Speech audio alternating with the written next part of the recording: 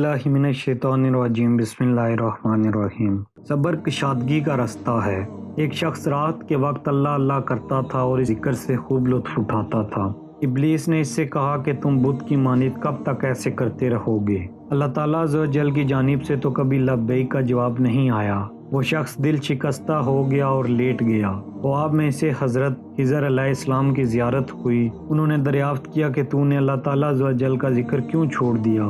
اس نے جواب دیا کہ مجھے جواب میں لبیک کی آواز نہیں آئی۔ مجھے خطرہ ہے کہ میں بارگاہ الہی میں مردود ہو گیا ہوں کیونکہ میرے ذکر کا جواب نہیں آتا۔ حضرت خضر علیہ السلام نے فرمایا کہ اے سادہ لو، تیری عاجزی اور درد سوزی تمہاری جانب اس کا قاصد ہے۔ کسی شخص کو عبادت کی توفیق ہونا اللہ تعالیٰ عز و جل کی جانب سے قبولیت کی دلیل ہے۔ یہ اللہ تعالیٰ عز و جل کا ہی کرم ہے کہ وہ اپنی یاد میں لگا دے۔ اللہ تعالیٰ عز و جل کا عشق اس کی رحمتوں کو متوجہ کر دیتا ہے۔ دعا کرنے والا ایک مرتبہ یا رب کہتا ہے تو اللہ تعالیٰ عز و جل کی جانب سے چند بار لبیک کہنا بن جاتا ہے۔ جس سے اللہ تعالیٰ عز و جل ناراض ہوتا ہے اسے کبھی دعا کی توفیق نہیں ہوتی۔ اللہ تعالیٰ عز و جل اسے درد سر سے بھی محروم رکھتا ہے اور نہ ہی وہ دعا کا سبب بن جاتا ہے۔ جو بیماری اللہ تعالیٰ عز و جل کی جانب رجوع کرا دے وہ اللہ تعالیٰ عز و جل کی رحمت ہوتی ہے۔ حدیث شریف میں وارد ہے کہ جب اللہ تعالیٰ عز و جل کسی سے محبت کرتا ہے تو اسے تکلیف میں مبتلا کر دیتا ہے تاکہ اس کی عاجزی کو درد اور زاری کے ساتھ دعا عشق کا ہی نتیجہ ہے۔ گٹ گٹ کر رونا ابتدائی حالت میں ہوتا ہے۔ جب انسان درد کی حالت میں اے مددگار اے معین پکارتا ہے تو آواز صاف ہو جاتی ہے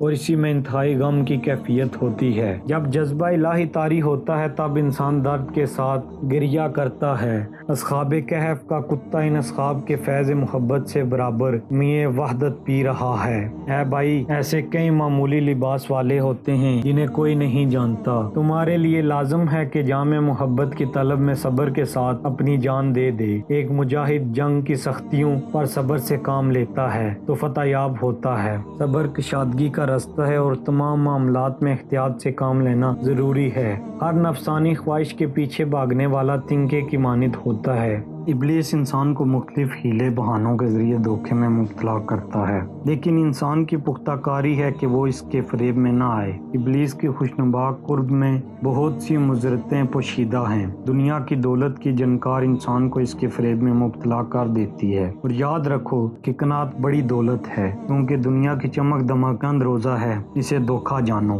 مقصود بیان: مولانا محمد جلال الدین رومی رحمۃ اللہ بیان کرتے ہیں کہ دنیا کے مکر و فریب سے بچو کہ یہ شیطان کے جالوں میں سے ہے۔ شیطان دولت کی ہوس کے ذریعے انسان کو اپنے مکر میں مبتلا کر دیتا ہے اور پھر انسان ذلت کی گڑھوں میں دھنستا چلا جاتا ہے۔